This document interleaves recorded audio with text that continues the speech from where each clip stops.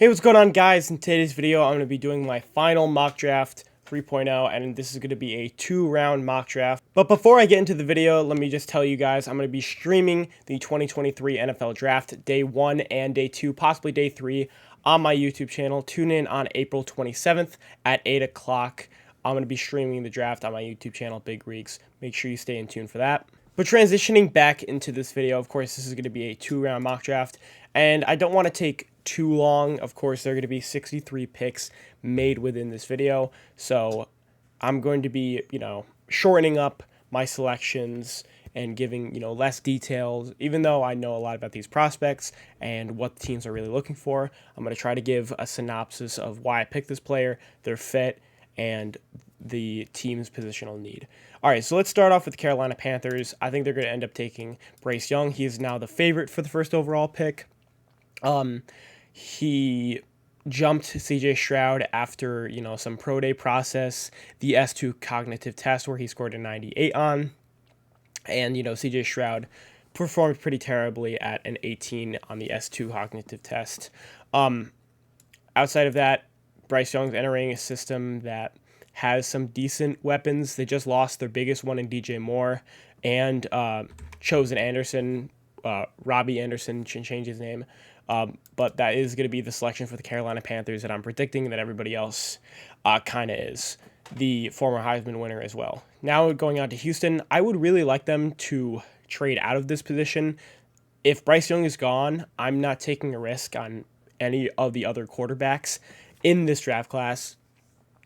So I would either look to trade out of it or get the best defensive player available. I'm going to go with Jalen Carter here. He's my number one player on the board. I think he's the most dominant player in this class. I think he has Pro Bowl potential. And for that Houston D-line, they kind of need more support. Going to put in Jalen Carter right in there. I wouldn't be mad if they took a quarterback like CJ Stroud or Anthony Richardson. However, the risk associated with that number 2 overall pick, I would rather take a player that I think is going to succeed better and is a better player. Moving on to the Arizona Cardinals, this is in the similar situation. You don't need to take quarterback. You're not going to be good next year under Jonathan Gannon.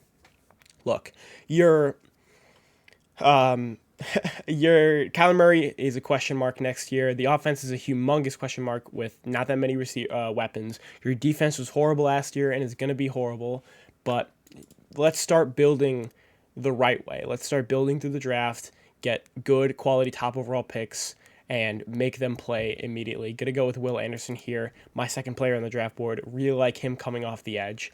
Moving on to Indianapolis, I think that this is where CJ Stroud would go. Anthony Richardson is also a possibility for the Colts, where I have been mocking Anthony Richardson to them for a while now, but I think CJ Stroud is a much safer option than Anthony Richardson. You take him at 4 to the Colts, you already have some decent weapons like Michael Pittman Jr. And then also Jonathan Taylor. So you have that safety and then you have that accuracy with CJ Stroud, even though I think his ceiling is still capped due to his lack of mobility outside of the pocket. Doesn't like to run that often, but he is very accurate. Moving on to Seattle, I'm going to go with Anthony Richardson. You have Geno Smith on a 3-year contract. However, you can get out of that within 1 to 2 years, and I wouldn't be betting on a 30-year-old quarterback who has only had 1 year of success to bring me to the playoffs or bring me into the promised land. Look, if you're Pete Carroll, you've already developed Russell Wilson, Geno Smith in 1 year, and then you won a Super Bowl with Russell Wilson. If you can once again develop a really tool-heavy, raw prospect in Anthony Richardson, you could develop him into becoming a top 10 quarterback in the league and one of the best rushing offenses with him and then Kenneth Walker in the running game. Moving on to Detroit, I think it's a lock for cornerback at this point due to the fact that they just traded Jeff Okudah. They have Emmanuel Mosley on a 1-year deal. They just signed Cam Sutton to a 3-year, $33 million deal, and they need somebody else on that outside. Just gave away Jeff Okudah for a 5th-round pick. Now it's the time to get a lockdown quarterback on the other side. Gonna go with Christian Gonzalez here. Moving on to Las Vegas, I would also love for them to address their secondary. And I think they still have flexibility at the edge position where they don't need to draft another guy who's really good against the run. They still have Chandler Jones for a little bit. They have Max Crosby, who's now locked up on a long-year deal. So I'd like to see them build their secondary more. Going to go Devin Witherspoon. Now, should they address quarterback? I don't think so. I would rather not take Will Levis at 7, because I think you could definitely wait for him. A team potentially could trade up for Will Levis. But I have my big question marks about him transitioning to the NFL level from Kentucky. Obviously, his supporting cast wasn't very good, but I'd rather take the safe option of Devin Witherspoon, who is such a willing tackler and who has a hit stick at the CB position and who is also very, very, very good in man coverage. Moving on to Atlanta, this is where I see a perfect fit for Tyree Wilson. He's going to be on the edge pretty much all alone. Potentially could see Atlanta move up in the board if Jalen Carter, falls a little bit. But if they stay where they are, take Tyree Wilson. If everything, goes to plan as I potentially think it could, as in my mock draft, Tyree Wilson, really good edge setter, really good run defender, has that elite ability, has elite length, and then also has pass rushing upside, even though not the greatest bend. He's 6'6", 271. He's got a lot to move. He's not going to be super flexible off the edge, and uses his bull rush pretty much only that. But I still really do like Tyree Wilson in the top 10. Moving on to Chicago, going to see them going with their best offensive lineman available, whoever they see that as, either Peter Skronsky, Paris Johnson Jr., Aubrey Derrick Jones. But Paris Johnson Jr. obviously has that length and athletic ability and had that pedigree at Ohio State last year. Don't mind the pick at all here, as you get your hopeful franchise left tackle for your quarterback, as you've already gotten your wide receiver 1, so they don't need to take a flyer on Jackson Smith-Njigba in the top 10. Moving on to Philadelphia, I think this is a really good trade down spot for them, because they don't really have any pressing needs at this position. But obviously, I'm going to go with Bijan Robinson here. The hype at the number 10 pick for Bijan for Philadelphia is increasing by tenfold, even though I think they can really realistically get him later in the first round, in the 20s or whatever. Because, we've seen running backs drop heavily more. Najee and Travis Etienne were the last running backs to go in the first round, and they went 22nd and 25th in the 2021 NFL draft. But obviously, your running game would be absolutely disgusting if you had Bijan and Jalen Hurts, Rashad Penny, Kenneth Gainwell, Boston Scott, and with the best offensive line in the league, and with a really good receiving core. That'd probably be the scariest offense potentially in the NFL.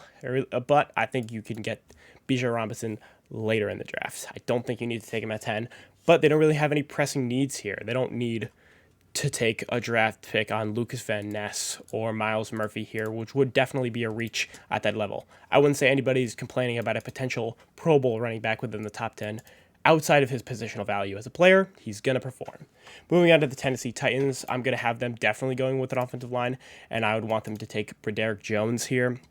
I like Broderick Jones a lot more than I do Peter Skronsky, because I view him as a as either a guard or as like a right tackle at most.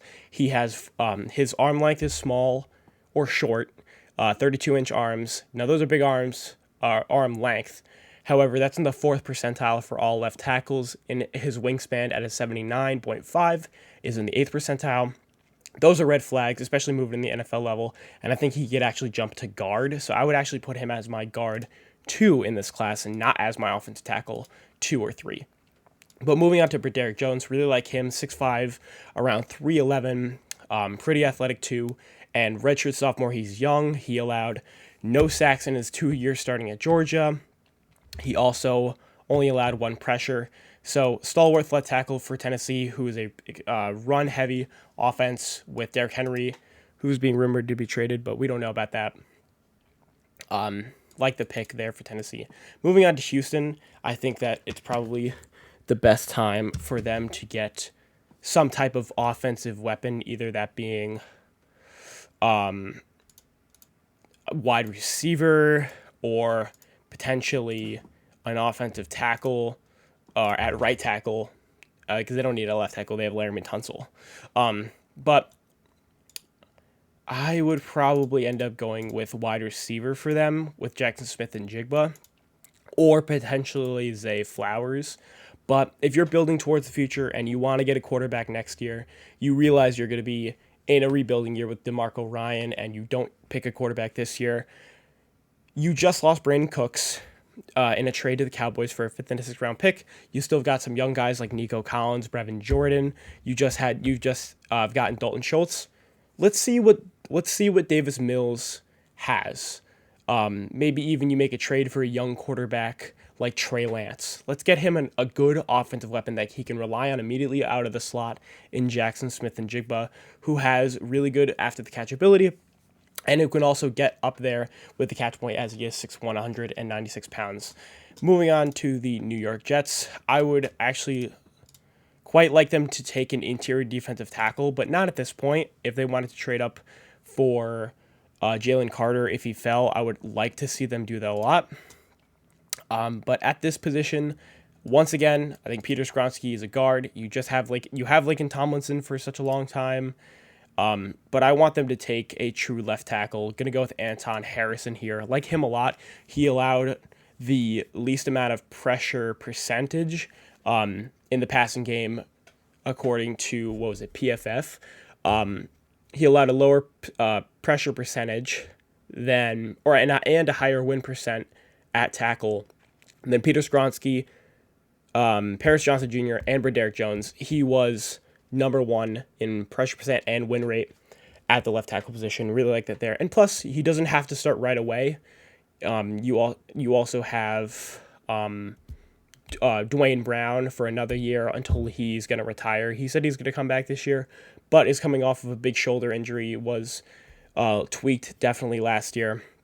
But Anton Harris is another guy with good technique, good in the run game as well. And the Jets, with Aaron Rodgers, definitely need a future left tackle to shore up that position for long term. Moving on to the New England Patriots, I think that Zay Flowers is the easy pick here. Love Zay Flowers. He's my 6th player in the 2023 NFL draft class in my top 50 big board. I think he's a future 1,000-yard receiver. I think he potentially is a Pro Bowler. Really, really like him, and I think he's one of the best value picks in the draft. And then for the New England Patriots, you really want a difference maker at the wide receiver position. They really haven't had one for such a long time, except maybe Julian Edelman.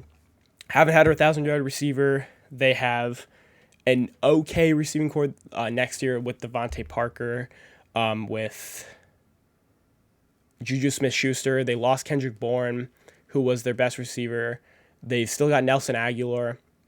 With a weak receiver core and the rumors that you're going to trade Mac Jones, let's get a receiver here that you can rely on anytime in the game, after the catch, in the end zone, when you're on the 10-yard line and you need a big play. You want a deep threat with Zay Flowers and in the slot as well. And you can move Juju to the Y now, or put Zay Flowers in the Y. Like that versatility. And even if you're trying to prepare for Bailey Zapp, Zay Flowers has to be the pick here at 14 if he's available. Moving on to the Green Bay Packers, I think I would love a tight end pick here. Going to go with Dalton Kincaid. I've had this mocked the last couple of times.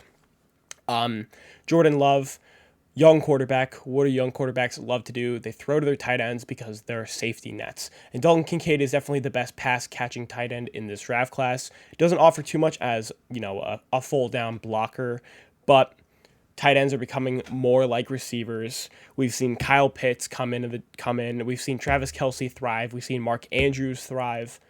Let's get a pass-catching tight end who's going to be a safety net and a red zone threat for our young quarterback in Jordan Love as you're moving on from Aaron Rodgers. Moving on to the Washington Commanders, I would love for them to take cornerback here. Going to go with Joey Porter Jr.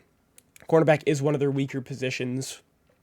As you just traded away William Jackson, and you still have Kyle Fuller, but he is getting older, at 31, 32.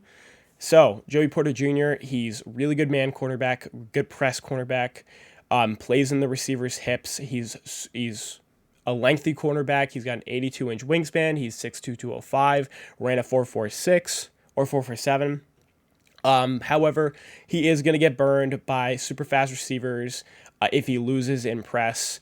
And not the greatest, I wouldn't say tracking ability, but he is, but I think he's best as a lockdown man cornerback, kind of like a guy like Lattimore.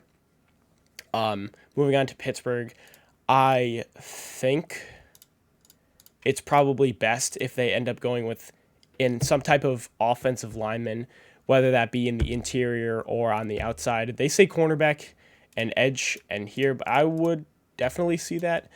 But I think if you're not only trying to develop Kenny Pickett and Najee Harris, you really need to build up that offensive line because Najee has not only been inefficient, but the line has also been one of the bottom 5 units in the draft. Kenny Pickett was also pressured a lot last year. That's why the interception to touchdown ratio was skewed. So let's look in the draft to address one of the tackle positions. I'm going to go with Peter Skronsky, who will either likely bump to the interior or go outside to the right tackle. Don't love him at left tackle, but if he's forced to be in that situation, sure. But that'll hopefully develop the run game a lot more, as Peter Skronsky is very technically sound and thrives in the run game, especially at the second level. If you are going on an outside zone run, or he's the pulling guard, technically if he's a guard, or the pulling tackle. The Detroit Lions, I want them to have I would love for them to develop a three down edge. And I'm wondering whether that would be one of either Lucas Van Ness or Myles Murphy. I would think that they both go ahead of Nolan Smith as due to his size. And the Detroit Lions already have their speed edge rusher in James Houston. When he got 9 sacks last year, he had 5 sacks in 5 weeks, spanning from week 11 to 15. I honestly think that Myles Murphy would probably be best for the Detroit Lions, as I think you could also kind of bump him inside to the 3 tech potentially. But you're going to have him on first and second down as your run defending edge rusher who's going to set the edge, who's going to be that lengthy edge rusher, kind of like what Trayvon Walker's role was last year. And he's going to have that pass rushing upside too, but when it's on third down, when obvious pass situations come out, you're going to put in James Houston as your speed rusher. Moving on to the Tampa Bay Buccaneers. You're a team that has no quarterbacks on your roster. You got Baker Mayfield on a 1-year deal. Even if you think Baker Mayfield has upside still, it's only a 1-year deal. You've got Kyle Trask, who probably isn't worth an NFL roster spot, to be honest. He really looked bad in his first training camp under Tom Brady. Don't think he's ready at all to start. He potentially could be cut. But let's go with Will Levis. You still have got a good receiving core with Mike Evans and Chris Godwin. You still, Rashad White, your rookie running back last year, performed pretty well, had an 1,000-yard season, if I'm incorrect. Yeah, I think I'm right about that. But, you want to develop a quarterback for the future. You hopefully want to use as much as your Super Bowl window as you can, or competitive window at least. I think after Tom Brady left, that's when their window completely closed. But let's hopefully start building for the future. Have Will Levis sit for 1 year under Baker. Have him learn the playbook. Have him learn, the NFL speed. Have Baker thrown out there whenever, lose a couple of games. And then next year, you have Will Levis start, as your rebuild will hopefully be already jump-started with a potential franchise quarterback. Moving into the Seattle Seahawks, you already drafted, hopefully, your quarterback of the future. Let's go draft your edge of the future. Now, I don't think they want to go with Nolan Smith, not because of Nolan Smith. It's because they already have a Nolan Smith type of edge, which is Uchenna Nwosu, who had double-digit sacks last year, or 9. And he's also one of those smaller edge rushers, around 245. Nolan Smith is 238, 6'2". I want them to go with a better, lengthier edge rusher who's going to stop the run a lot better. I could also see them going with O'Cyrus Torrence here, as you want to develop that interior of the offensive line that I think was a weak spot. But I think their biggest need is their run game. That's what lost them a lot of games last year that they really shouldn't have won, or they really shouldn't have lost. Look at the Las Vegas game when Josh Jacobs ran for 3 touchdowns, and he was just going through the defensive line like that. You got Dramon Jones at defensive tackle. Let's go get an edge rusher in Lucas Van Ness who's gonna help you on the edge not only in the pass rush game, but in the run game as well. For the Chargers, I would love for them to go with some type of receiver here, but with these guys on the board, Quentin Johnson doesn't really offer a lot for what that team kind of needs. I would probably go with, to be honest, Deontay Banks. Like Deontay Banks a lot, inconsistent. Sometimes inconsistent in man and zone, but he's a 10.0 RAS guy, and you lost, what's his name? The Patriots cornerback who you signed, J.C. Jackson. You lost J.C. Jackson to a patella tear, broke his kneecap, scary injury last year. You have him for 5 years, $82.5 million, but he likely is not going to return to form at all this year. And you've got Asante Samuel in the slot, who is outside of him in that pass-happy conference or pass-happy division in the AFC or AFC West. You've got the Chiefs, you've got the Raiders, and you've got you and the Denver Broncos. Denver Broncos also are going to pass a lot with Sean McVay, or not Sean McVay, Sean Payton now as their head coach. So I think that you got to go with the cornerback for the future. J.C. Jackson probably going to be a salary cap issue in the next couple of years because he didn't look great at all during his time playing. Moving on to the Baltimore Ravens, I think you have to go with a receiver here. You kind of have to. Lamar Jackson's, contract situation has, I think, gotten better as time went on. They offered him a contract with reportedly, allegedly, $200 million fully guaranteed, which I think is very good and an acceptable offer from a team. That's more than Jalen Hurts. That's more than a lot of other quarterbacks. And that's close to Deshaun Watson, $3 million less a year, but I don't think any other quarterback's going to reach that for a little bit.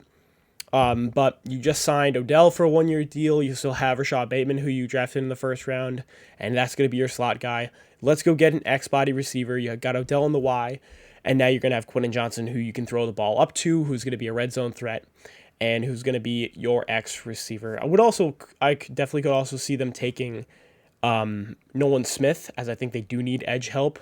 Odafe Owe hasn't really worked out as well as people wanted to. He had 5.5 sacks in his rookie year. I think he also repeated that with 4.5 this year. And outside of that, you're also losing Calais Campbell. James Houston is 40, and I think he just got re-signed. But definitely Nolan Smith definitely should be a possibility at Baltimore at 22. Minnesota is another area where I would either like to see them take a cornerback if one is available, or potentially edge rusher. And that's where I think I'm going to take Nolan Smith. Your edge rushers are really old. Zadarius Smith is 30. Danielle Hunter is also 31 and just requested a trade. So you don't really have much of a pass rushing presence outside of them. Even though I like their offense a lot, and I don't think they necessarily need too much help. They could potentially go with a receiver here, but I think that's not necessary. They've got Jettas. They lost Adam Thielen, but they still got KJ Osborne. But I think the defense should be their main focus in the draft and getting all the secondary help they can get. They have such a thin secondary. They really got Byron Murphy Jr. and Andrew Booth Jr. out of Clemson that they drafted 42nd overall last year. Harrison Smith, the hitman, is also getting really old. Your linebacking core is really old. They're one of the more elderly teams in the draft, or teams in the league. So let's get a young edge rusher, or young. Nolan Smith is 22, turning 23 next year, but he's going to have really good bend, and he's going to help your pass rush a lot as you've gotten so much older in that position with Zadarius Smith and Danielle Hunter. Would also like to see them take cornerback, but I think you're going to need someone who's going to step in right away and be a difference maker. And Cam Smith is raw. Keely Ringo's raw. Emmanuel Forbes is 166 pounds. Let's go with a safer option in Nolan Smith. Moving on to the Jaguars, I think that it's a match made in heaven that they're going to go Darnell Wright. They don't need help at receiver. They don't need help at running back. They have some good defensive pieces to where, I don't know, they could take maybe an interior defensive tackle. But you lose Jawan Taylor, who was so effective for you last year, not only in the run game, but also a pass as a pass blocker at right tackle. But he was so good in the run game that you're gonna lose next year due to his athletic ability. Let's go with Darnell Wright, who is also in the same category as him, where he's a stalwart left tackle, 6'5", 333 pounds. He's really good against any bull rushers. Look at his tape against Will Anderson, where he was completely locked down, allowing zero pressures to the best edge rusher in this class. And then also he's pretty technically sound at right tackle. I think he's the best pure right tackle in this draft class. And for a team that just lost their best right tackle, or a top 10 right tackle in the league, going to the Kansas City Chiefs on a 4-year, $80 million deal, he got paid as a top 5 tackle.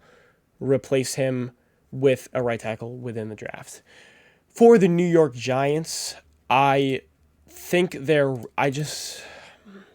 would like for them to go with either Keely Ringo or Cam Smith, whichever one Wink Martindale wants the best.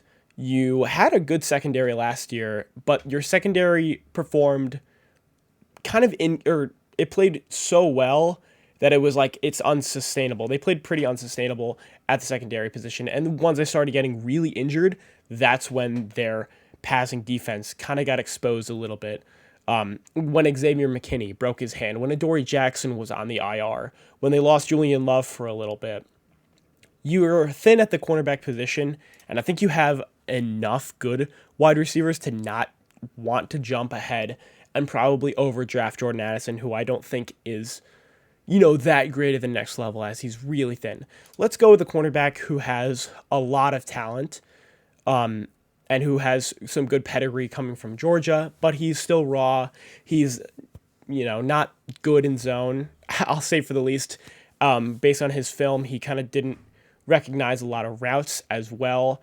He kind of got exposed by Marvin Harrison Jr., but this is a guy who came into his sophomore year and got a pick 6 against Bryce Young in the national championship game. Came into to this year as a top 15 prospect in the draft. Fell a little bit, but I still think he's maybe potentially worth a first-round pick due to some of those tools. I mean, he's a 6'2" guy, 205 that runs a 4.3, that's got a good 10-yard split and a good vertical. So if Wink Martindale can develop a cornerback like that, you could have a really good one on your hands. This could potentially be a good place where Dallas wants to get a tight end here and maybe Michael Mayer, or wants to get some secondary help.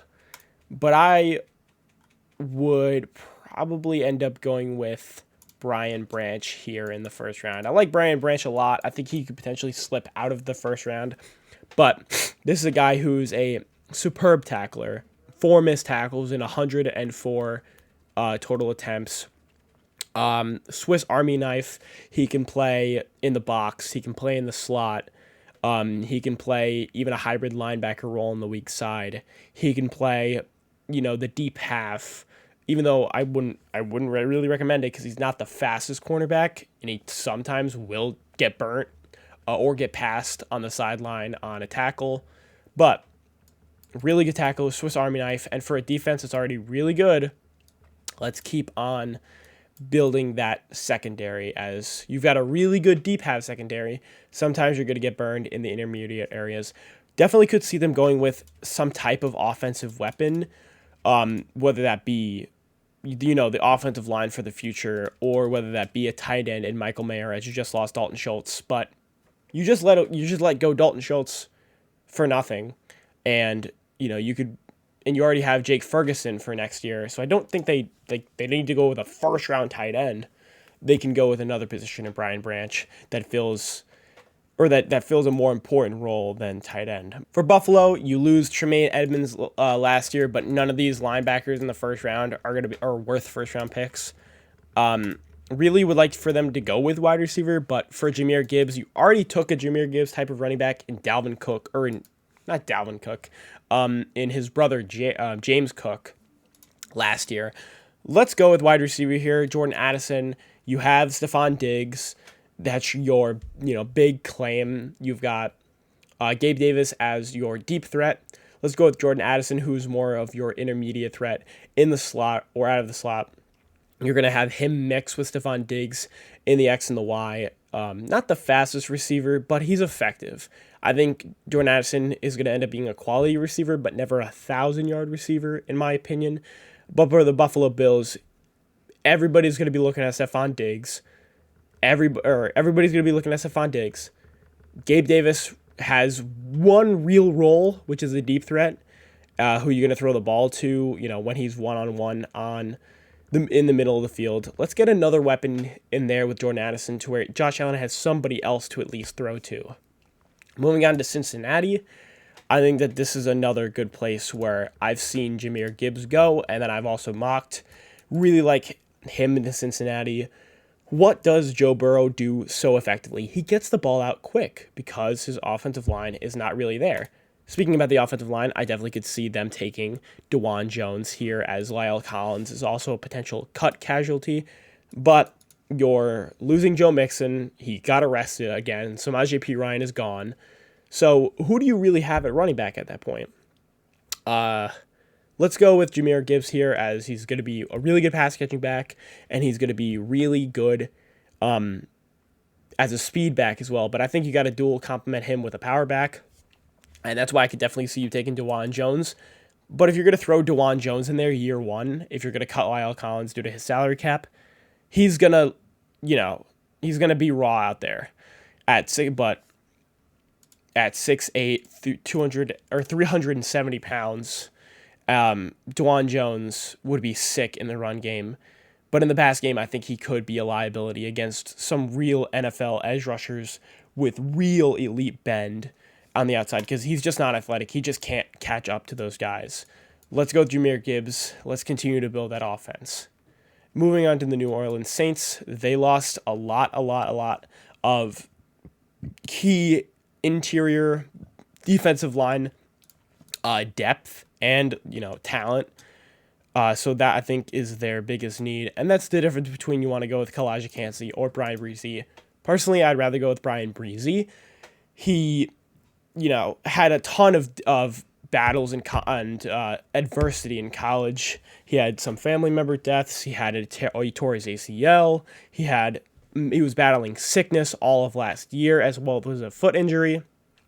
Let's get Brian Breezy, who's not only very athletic, but has better NFL size than Kalijah Kancey, who's at 6'4", 280 pounds. Let's go with the guy who's 6'5", 300 pounds, who has really good athletic and pass rushing ability, and who's got, I think, better technique than Kalijah Kancey. And you're going to get a guy who's probably not going to get blown off the line on those occasions. But moving on to the Philadelphia Eagles, I'm probably going to go with an interior offensive lineman with O'Cyrus Torrence. This is once again going to build up your rushing game so much. Got Bijan Robinson already. And, what's his name? Jason Kelce, sorry. I don't know why I blanked on his name.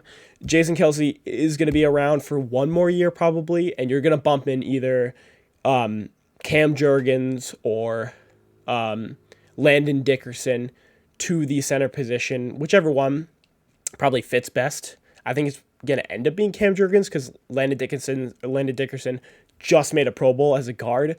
Let's get that right side guard locked down in O'Cyrus Torrence, as one of them is going to have to bump into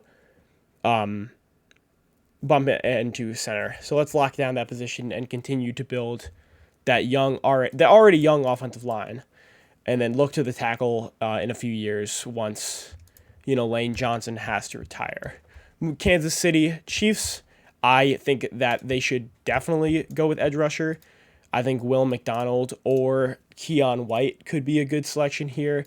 You're losing Frank Clark, as he just got released.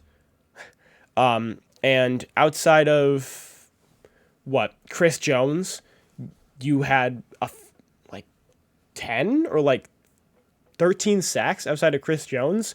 I think they had 30 in total. Chris Jones had 15 and a half, so that'd be 14 and a half sacks. You have George Karlaftis, who you drafted last year. Let's get a speed edge who's going to have that bend and who's a lighter edge rusher, situational guy. Let's get after the quarterback faster. George Karlaftis isn't a guy with elite bend. Chris Jones, you got in the interior. You're losing Frank Clark. Let's put in Will McDonald at the edge. And this is the start of the second round. It said first round pick 32.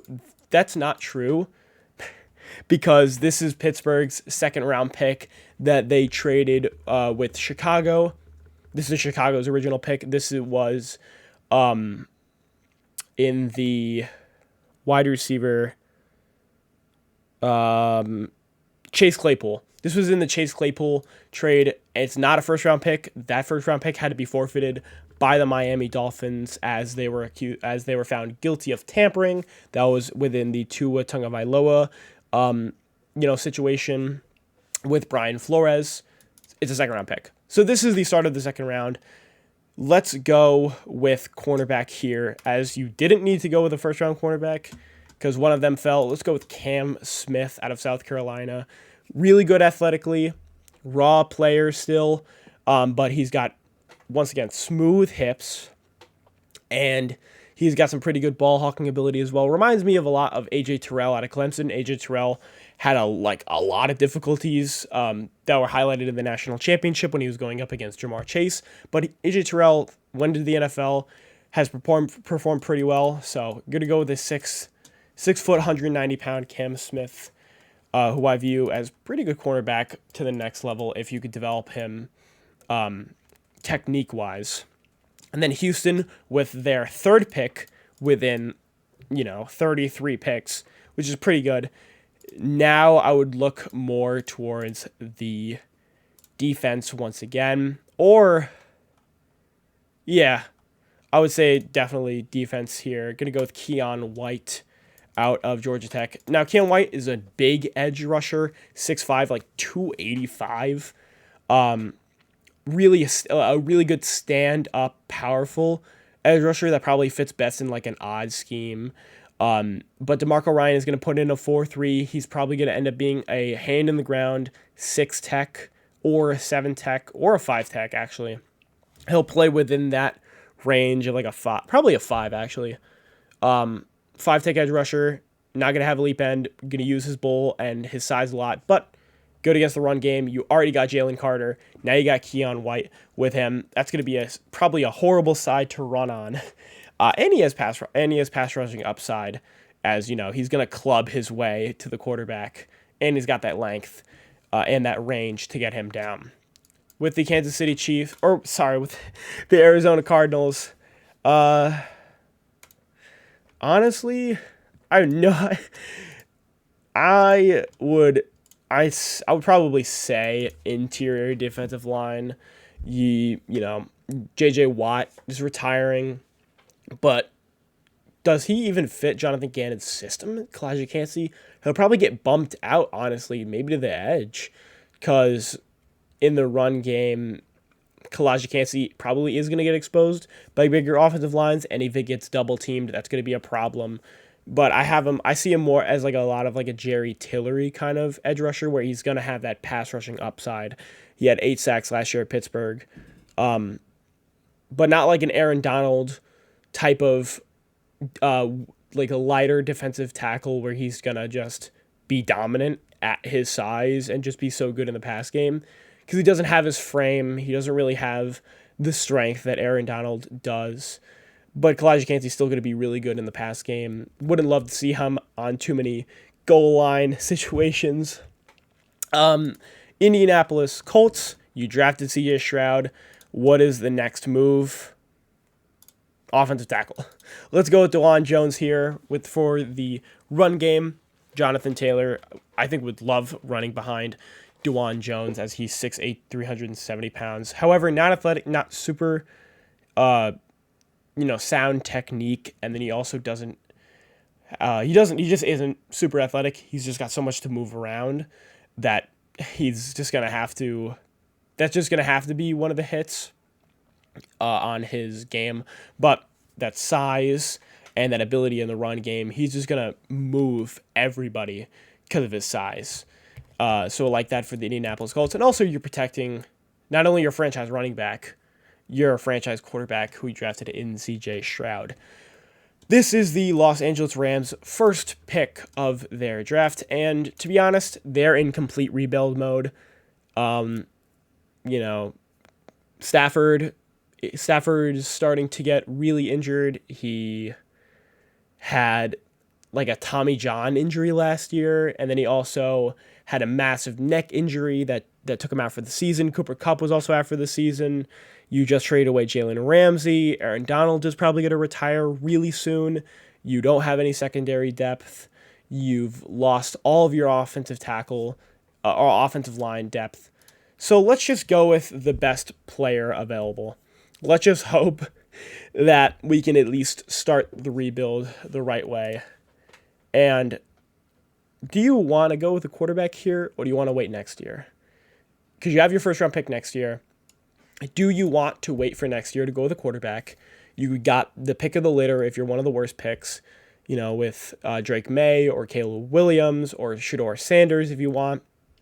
Let's go with more of with building pieces, probably on the secondary. I mean, you just have none. So let's go with Emmanuel Forbes. I don't think they're going to end up taking any offense unless they get a good interior offensive lineman, maybe like John Mitchell-Schmitz. But Emmanuel Forbes broke the NCAA record, I'm pretty sure, in pick six with 6, which is crazy. But he's also crazy small at 166 pounds, 6 foot. But he's pretty good in man coverage. He's got some pretty good hips and ankle ability and very good ball tracker. But that you definitely need to build him up, and then you need to build him up physically, like size-wise. He needs to gain some weight. Seattle, you're going to have another 2 picks in this second round. Let's go with a deep threat. Let's go with Jalen Hyatt. You already have DK Metcalf, who's your X body receiver. You've got Tyler Lockett, who's your Y, and who's going to be, just all around the field on crossing routes on that. Let's put Jalen Hyatt in the slot. Let's put Jalen Hyatt in the Y. Let's put him on one side of the field and say, hey, go ahead. Go ahead, run. Go up the middle of the field. See what happens. And, that's going to have to also bring the safety who's in either a quarter or a half. He's going to be like, oh, this guy's going to beat me. He's going to beat me deep. I got to get back. And that just makes your offense better. You're going to have Tyler Lockett coming across the middle of the field. You're going to have DK Metcalf on a slant or maybe on a dig or an in route on a levels concept. And you're just going to have Jalen Hyatt just take a defender away from the Moving on to Las Vegas. They need offensive line. Let's go with John Mitchell-Schmitz here. I'm pretty sure they don't have a center. They've lost their center after the center that they had left for the Cardinals. I'm forgetting his name, excuse me, but the run game is probably their best ability. So let's get an offensive lineman who specializes in the run game at center. If this pick is wrong, I apologize if they already have a center, but I'm pretty sure they don't. John Mitchell-Schmitz, sometimes leaky in the pass game, but overall, pretty solid center, best in the run game. Your best ability is the run game with Josh Jacobs, like that pick for Vegas. Carolina Panthers, probably an edge pick, or hopefully a secondary next to who they drafted cornerback last year. Why am I forgetting his name? Anyways, I'm going to go with an edge pick. We're going to go with Felike Anduke-Uzomah. Going to hopefully build that other edge position outside of Brian Burns as he generates most of the pressure. And then you got that interior defensive line with Derek Brown as your true nose tackle. So get a pass rushing upside edge rusher out of Kansas State with Anduke-Uzomah. For the Saints, I mean, you really don't have a wide receiver outside of Chris Olave. Michael Thomas is coming back next year. Jarvis Landry, cool. Those guys are, past their primes. Sorry to say it, but they're past their primes. Jarvis Landry was not super good last year. He clearly has declined to the point where he's a depth piece. Michael Thomas is coming off of yet another year of injuries, where in 2020, out for the full, or in 2021, sorry, out for the full season. 2022 out for the full season. 2020 out for the full season. Hasn't had a full season since 2019 when he won Offensive Player of the Year.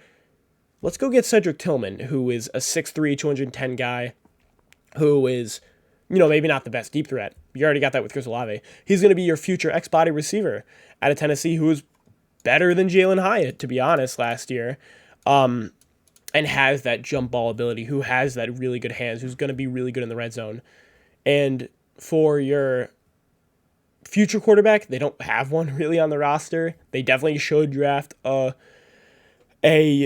quarterback for the future, as Andy Dalton is not going to be that guy. Oh no, Andy Dalton's not re-signed. I'm pretty sure you don't have Jameis Wilson either. I don't even know what they're doing at quarterback right now. But all I know is that go get some type of wide receiver and building pieces for next year, as I think the Saints are once again not going to be the greatest. Oh, they have Derek Carr. I'm so dumb. They have Derek Carr. Yeah, go get a receiver for Derek Carr, actually. Let's go get a jump ball guy for him. I don't know why I forgot Derek Carr was not on the team. Anyways, Tennessee Titans, this is another instance where I'm like, they got to go with receiver. Who do they have? They've got Treylon Burks, who was pretty good last year when he wasn't injured in the 7 games that he played, but you limped through last season. You had Josh Downs, and Ryan Tannehill ended up ending the season with an injury. But Malik Willis was benched, looked really bad. Josh Downs played okay for a backup quarterback, but you need to start getting some receivers outside of Treylon Burks. And I'm going to go with Josh Downs here. I like Josh Downs a lot in the slot. He's a crafty wide receiver. He's a good route runner as well. So, hopefully that would help build the wide receiver core there. New York has 2 back-to-back picks, and I actually like that, I like that a lot. So I'm going to end up going with Jack Campbell to start off. And then I'm going to go with Maisie Smith in the second pick. Sorry, I'm just going to backtrack. So the reason why I took Jack Campbell was because he's a 6'5", 245 linebacker who is superb in the run game, a downhill guy, and he also has that athletic ability to to play in coverage pretty well. You've got C.J. Mosley, who's aging still. You've got Quincy Williams on the weak side. Go get Jack Campbell, who's going to fit in the strong side and meet probably your biggest need, to be honest. I think linebacker is the biggest need. And then their second biggest need outside of that is interior defensive linemen. You've got Quinnen Williams and then John Franklin Myers, who plays in the 5-tech. He plays on the outside more than he does on the inside. So let's go get Maisie Smith. I could also see them definitely taking Saiki Ika as a nose tackle to further develop that run game defense, but I think he would probably just clog up the inside more.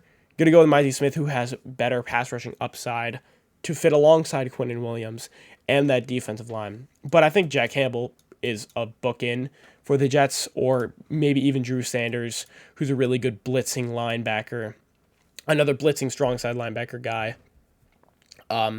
Out of Arkansas, but really like Jack Campbell. Another thing to note about him, 9.99 RAS scoring, number 1 out of all out of all linebackers last year.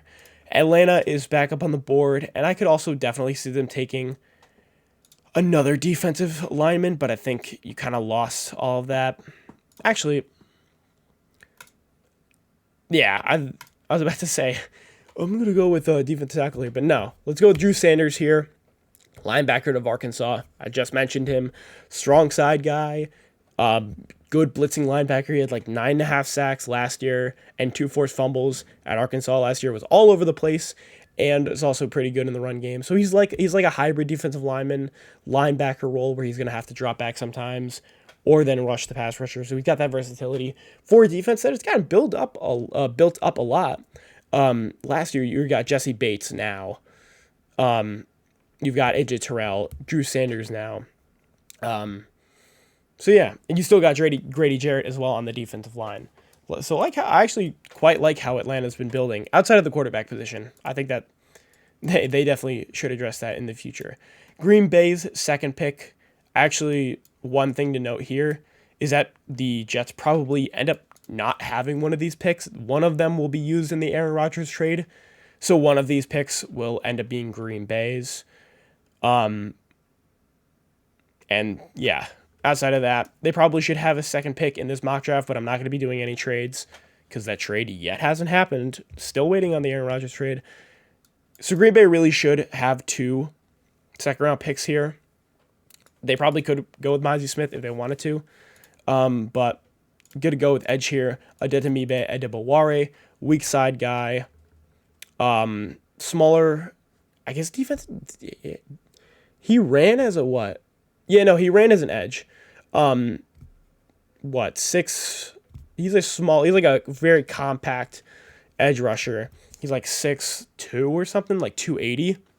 But he ran really, really fast. At 4.4. He had like a low 4.4 as well. So really fast edge rusher, some good bend, but still raw at a Northwestern. But Green Bay takes some raw guys at the edge position, and I think they need some more pressure. They lost Zadarius Smith last year, and Rashawn Gary off of his ACL was still rusty this year. And then the New England Patriots, good to go with DJ Turner here, or Julius Brents, whichever one they kind of view as the better cornerback. I have Julius Brents as my better cornerback, but I'm going to go with DJ Turner here. 6 foot, like 172, but is a speed demon. He ran a 4.26 at the combine, and out of Michigan, he also was really good in like this safety, in like a slot role even, or against a really fast receiver one-on-one. And in the AFC East, you've got some really good guys like Waddle. You've got Tyreek Hill. Let's get someone to run with them. As you got Jack Jones on the outside, who performed pretty well last year, actually. And then you also got, who is that? Marcus Jones, sorry. And you also drafted Marcus Jones last year, who's your special teamer, demon, who also performs in the slot. Washington, probably interior offensive line with Steve Avila, another guy who's really good in the run game. However, still rusty still not rusty. Little weak in the pass game, but another guy who's pretty technically sound, good in the run game. I have him as my interior offensive lineman 4, and then 5. I have Cody Mauch ahead of him actually, and then I have John Mitchell-Smith's also above him. So he's my 5th best interior offensive lineman in this class. For the Detroit Lions, I mean, they could have... Yeah. Let's go with linebacker here with Trenton Simpson. Trenton Simpson, bigger linebacker, pretty good tackler out of Clemson, played that Mike role last year. And for Detroit, you didn't have the greatest linebacking core or defense in general for the majority of the year until your defense kind of stepped it up. You've already taken a secondary guy in Christian Gonzalez, so let's get hopefully your Mike of the future in Trenton Simpson. With the Pittsburgh Steelers back up, take offensive tackle, took Cam Smith. Let's go with defensive lineman. Going to go with Saiki Ika, nose tackle out of Baylor. I'm pretty sure the Steelers had one of the worst run games. If I'm correct, I'm pretty sure I am. They were ranked in the bottom 20 for run defense after TJ Watt left for a good amount of the season with an injury. You've got Cam Hayward at DT, and you've got who is their nose tackle? Hipote? And you did sign Larry Ogunjobi, who's going to be your 3-4 defensive tackle, or edge. Let's get the nose tackle in there to fix or to finally fill out that entire defensive line with Smith-Njigba as your nose tackle. Tampa Bay Buccaneers are up, and they probably do need left tackle more than the rest of them. They've got Will Levis, but actually, I'm going to go with Julius Brents here. The second pick that I'll probably go with is Matthew Bergeron out of Syracuse. But Julius Brents, combine warrior, like first in the 3-cone, first in the shuttle, was second invert or first invert. Yeah, I'm pretty sure it was first invert too, with a 42.5-inch vertical. Combine warrior, 9.99 RAS. But Kansas State guy, still raw. You're going to need to develop him a little bit. But you got Byron Leftwich as your head. Not Byron, he's your offensive coordinator. You've got that defense there with Tampa Bay was really good a few years ago, especially within their Super Bowl. Kind of collapsed a little bit. They weren't that great on defense last year, and secondary was one of the reasons why they're lacking still depth at the position. Let's go with Julius Brents, who has that prototypical size and speed and physical ability at cornerback that you're going to need. The Miami Dolphins, this is their first pick in the draft, and let's go with Michael Mayer here. I could also see them definitely going with a running back, but if they're rumored to get Dalvin Cook, which could be true if he is a cap casualty and gets released by the Vikings, but you don't have tight end really. And who is Tua going to throw to as a safety net guy? Gesicki obviously had a down year. He wasn't really used by Mike McDaniel, but Mike McDaniel comes from that 49ers scheme where they've got Kittle, who is one of the main focal points of that offense. And Michael Mayer is a guy who's a really good safety net, consistent tight end that was used heavily at Notre Dame and who has that blocking ability at tight end. Also, definitely could see them going with Darnell Washington, but I think that their passing offense is their number one priority, and Michael Mayer is a better pass-catching tight end than Darnell Washington. The Seattle Seahawks, I think they're pretty solid on defense. So I'm going to go with a fun pick, in my opinion. I'm going to go with Darnell Washington. I think Seattle, if I was drafting in Seattle's place and I got all the players that they've received in this draft class, I would be ecstatic because you get Darnell Washington in there. He's like a 6th offensive lineman, 6'7", like 250, really good blocker, incredible in the red zone. And Seattle did really, really, really, really well with their tight ends last year as they had a 3 tight end rotation with a bunch of guys. And they they threw the ball a lot, or Geno threw to tight ends a lot last year, especially within the red zone.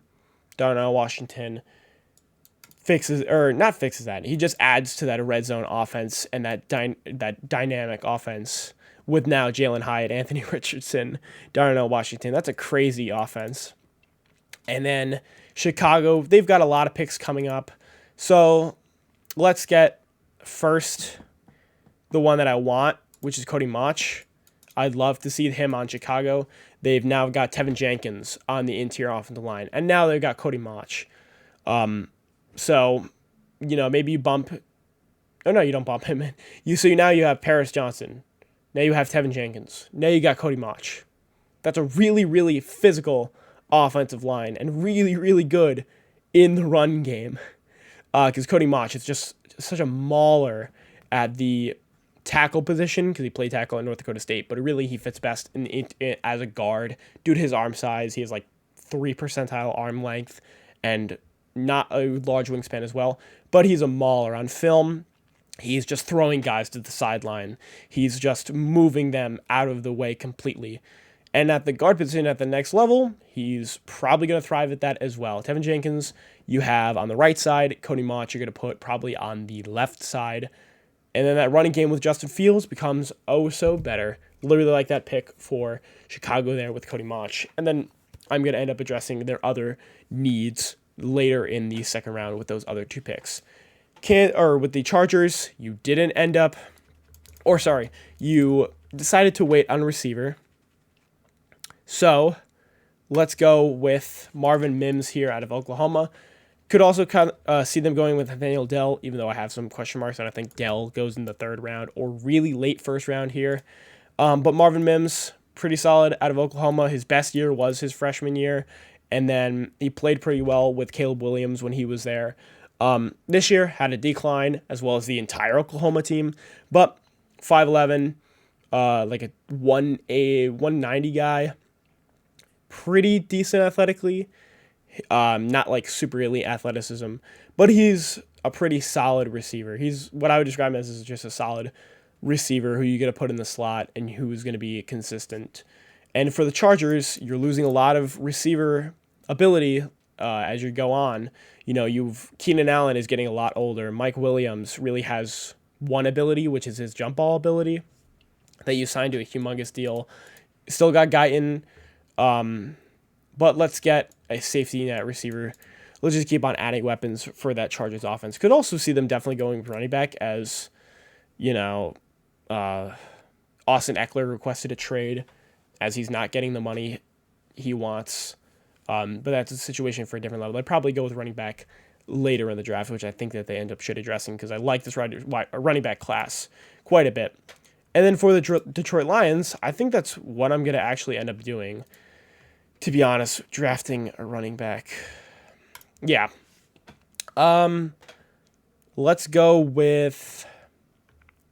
Honestly, let's go with Charbonnet. I think Charbonnet is actually a good selection there.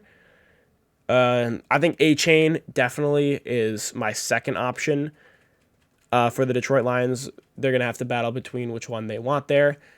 A-Chain is more of a speed back, not the best in the passing game, obviously, and you kind of already have a speed back with DeAndre Swift there, but you used Jamal Williams so effectively last year as a goal line back and as, you know, a consistent power back who's just going to get first downs or into the end zone on the 1 yard line. Let's go with Jack Charbonnet, who is also a goal line back, but he has pass catching upside, even though I think he definitely should end up using his body a lot more often. Sometimes I think he will go to the sideline too much and that stuff, but like Charbonnet to the Detroit Lions for their run game. So for the Jacksonville Jaguars, probably going to end up going with cornerback here. Clark Phillips III, slot cornerback. Obviously, he's a 5'9", 177-pound cornerback, but he's pretty good in the slot. Pretty good at ball tracking and good in the second level, good in the first level, pretty decent tackler, even though he is obviously small. He tackles well for his size, but Jacksonville could definitely use a slot cornerback, so I'll definitely go with him at pick 52. For the Giants, you got Kelee Ringo. I probably would like to see them take some type of... I don't think they necessarily need defensive line as much as I think they need safety. Let's go with Antonio Johnson. Now you've got a guy who's going to be more in the box, who's going to play, or he's going to complement Xavier McKinney a lot for the New York Giants. Once again, another secondary pick, which I think that they should continue to build up as their offense is still fine. With the Dallas Cowboys, as I said, not going to go with tight end here with Luke Musgrave, or tight end here, as I think they don't really need to. They've got Jake Ferguson, and they just let Dalton Schultz go, so they're not going to use a second-round pick on a defensive or an offensive tight end. I could see them either going with some type of receiver here, as they've got CeeDee Lamb, they've now got Brandon Cooks. That's kind of it. But I would like to see them take some defensive line. I'm going to go with Tuipuliti.